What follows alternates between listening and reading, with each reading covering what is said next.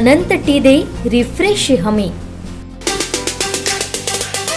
उद्या होणाऱ्या या भारतीय नौदल दिनानिमित्त मालवणमध्ये जंगी तयारी सुरू आहे। प्रशासनाची सतर्कता पाहायला मिळते आहे। आपण मालवण दांडी किनारी होणाऱ्या उद्या जे बहुसंख्य जो आपला सोहळा पाहण्यासाठी येणार आहेत ते कमीत कमी 10 ते 12 हजारपेक्षा जास्त नागरिक या दांडी किनारी येतील, ह्या एसटीने येतील अशी अपेक्षा आहे। आणि म्हणून दांडी किनारी जे नियोजन करण्यात आले आहे ते आपण दाखवत आहोत। ह्या ठिकाणी जे दांडी किनारी एसटीचे पार्किंग करण्यात येईल आणि ह्या एसटीच्या पार्किंगमध्ये 266 पेक्षा एसटी आहे त्या गावागावात येण्याची अपेक्षा आहे आणि त्या पद्धतीने हे पार्किंग आहे ते दांडी किनारी करण्यात आलेलं आहे। आणि तशाच पद्धतीने स्वच्छतागृह देखील या समुद्र किनारी उभारण्यात आलेले आहे, ते देखील 200 पेक्षा जास्त आहेत अशी जी एकंदरित माहिती येथील मुख्य कार्यकारी अधिकारी तनपुरे साहेब यांनी दिलेली आहे, उपमुख्य कार्यकारी। आणि तशाच पद्धतीने पोलीस अधिकारी देखील येथे उपस्थित आहेत, ह्या सगळ्याचं नियोजन करत आहे। आपण पाहू शकतो की सध्या हे नियोजन सुरू आहे।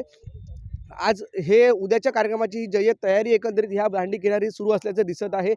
सर्व पोलीस प्रशासन असेल, महसूल प्रशासन असेल किंवा अन्य जे आरोग्य विभागाचं असेल किंवा अन्य सर्व जे प्रशासन असेल ते कामाला लागलं आहे। आणि उद्या येणारे जे पंतप्रधान नरेंद्र मोदी यांच्या शुभ हस्ते छत्रपती शिवाजी महाराजांच्या पुतळ्याचं अनावरण होणार आहे आणि नौदलाची कवायत देखील पाहण्यासाठी सर्व जे नागरिक आहेत ते आता मालवणमध्ये धाव घेत आहेत। काही नागरिक आजपासूनच यायला सुरुवात झालेली आहे।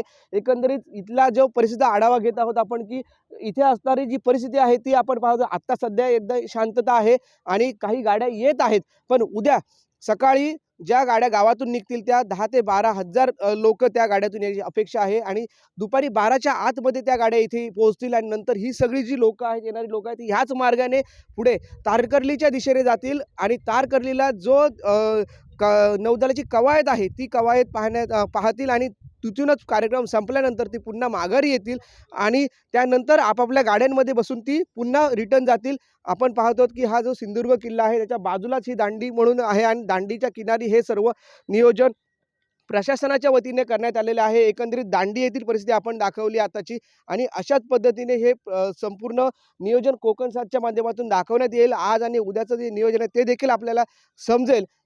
त्यामुळे आज प्रत्यक्षात इथे दांडी येथे जी वाहनांची जी एसटी प्रशासनाने जी तयारी केलेली आहे ते पार्किंगची ती आपण येथे दाखवली आहे। कॅमेरामॅन साहिल बागवेसह उमेश बुचडे, कोकणसाथ लाईव्ह, कणकवली।